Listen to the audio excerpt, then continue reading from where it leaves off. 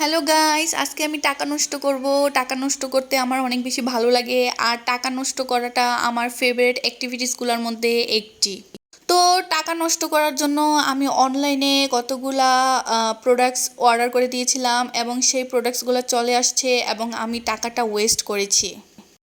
কারণ প্রত্যেক মাসের শুরুতে আমার স্বামী যখন আমাকে হাত খরচ দেয়, সেই হাত খরচ থেকে কিছু টাকা পয়সা উল্টাপাল্টা খরচ না করলে আমার ভালো লাগে না। তো সেজন্যই উল্টাপাল্টা খরচ করতেছি। তারপর বক্সটা আনবক্স করে নিলাম। তারপর বের করে নিলাম ইনসেই এর এই সানস্ক্রিনটা। তো এটা আমি প্রথমবারের মতো পারচেস করলাম। এর আগে আমি এটা কখনো ইউজ করিনি।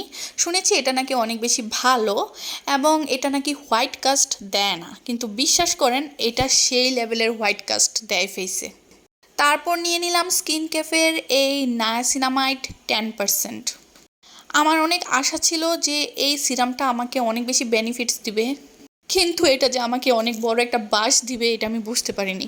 তো যাই হোক, তারপর নিয়ে নিলাম রাজকন্যা লাইট ময়শ্চারাইজার। এটা জাস্ট আপনার স্কিনটাকে ময়শ্চারাইজ রাখবে, আপনাকে আর অন্য কোনো বেনিফিটস দিবে না। এটাতে কোনো সেরামাইডস নাই, আপনার স্কিন ব্যারিয়ার ঠিক করবে না, জাস্ট ময়শ্চারাইজ করবে। তারপর নিয়ে নিলাম ভাইটামিন সি একটা সিরাম। এটা কোনো কাজেরই না, এটা ফালতু একটা প্রোডাক্টস। এটা ইউজ করে আমি কোনো ধরনের কোনো উপকারই পাই নাই। তো এই নায়াসিনামাইড সিরাম থেকে আশা করছিলাম যে সিরামটা খুব ভালো হবে অ্যান্ড অনেক বেশি মাইল্ড হবে। যদিও নায়াসিনামাইড যে উপকরণটা, এটা নিজেই একটা মাইল্ড উপকরণ, সরি উপকরণ হবে না, উপাদান। কিন্তু এটা ইউজ করার পর আমার ফেসে অনেক বেশি জ্বালাপোড়া হচ্ছিল। যেহেতু এর আগে আমি 5% ইউজ করে মানে ইউজ করতাম, যার কারণে 10% ইউজ করার কারণে আমার ফেসে অনেক জ্বালাপোড়া হচ্ছিল।